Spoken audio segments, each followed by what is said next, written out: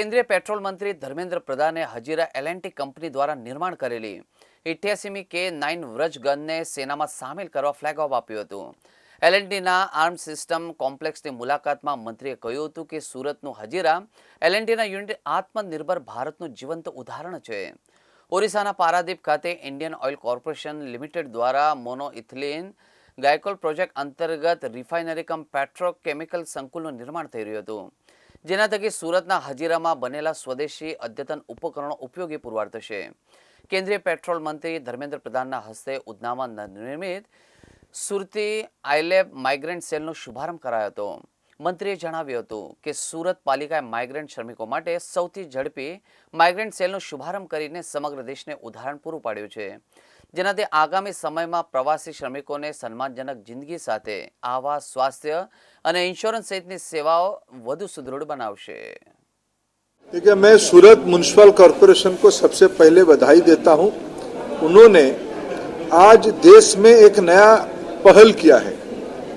प्रवासी श्रमिकों के लिए, कामकाजी भाई बहनों के लिए रजिस्ट्रेशन करके उनकी सारे जानकारी रखना, उनकी अधिकार की जितने सारे सुविधा है, रेशन हो,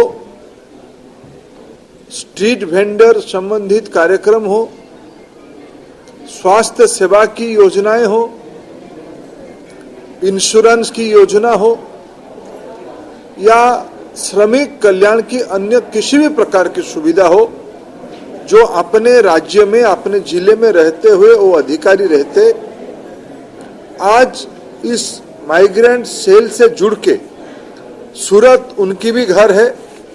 माइग्रेंट लेबर्स की मेहनत से, वो उड़ीसा की हो, बंगाल की हो, बिहार की हो, उत्तर प्रदेश की हो, ऐसे मित्रों की मेहनत से सूरत की और गुजरात की अर्थनीति आगे बढ़ती है। ये यहाँ की माननीय मुख्यमंत्री जी से लेकर तमाम नेतृत्व उसको स्वीकार भी किए हैं।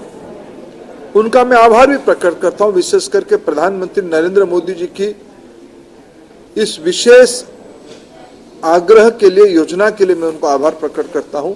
मैं उड़ीसा का हूं, हमारे लोग यहां काम करने आते हैं। मैंने अभी, मेरे को बड़ा प्रसन्न हुआ, उत्तर प्रदेश के एक भाई को हमने one nation one ration card के तहत उनको हम लोगों ने कार्ड दिया।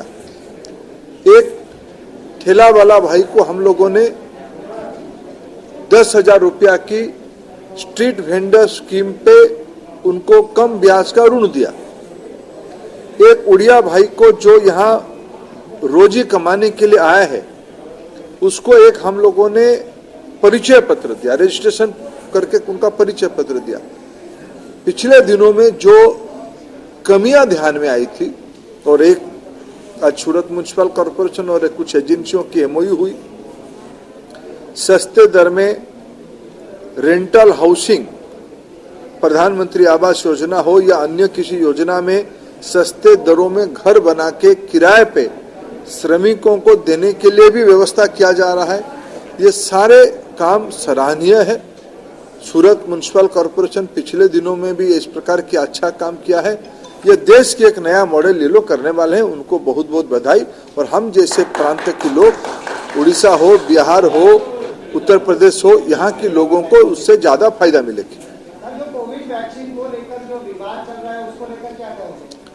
देखिए, जिनकी मंद बुद्धि है, जिनको भारत की वैज्ञानिकों पे भरोसा नहीं है, जिनको भारतीयों की शक्ति पे भरोसा नहीं है, ऐसे बेबुनियाद बात ये सब करते हैं।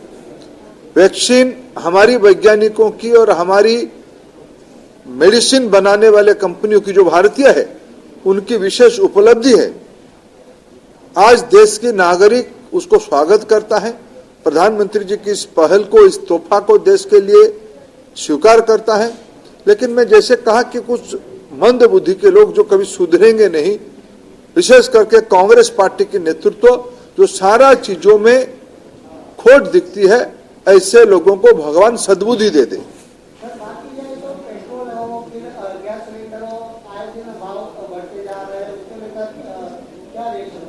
कोई आए दिन भाव नहीं बढ़ता है।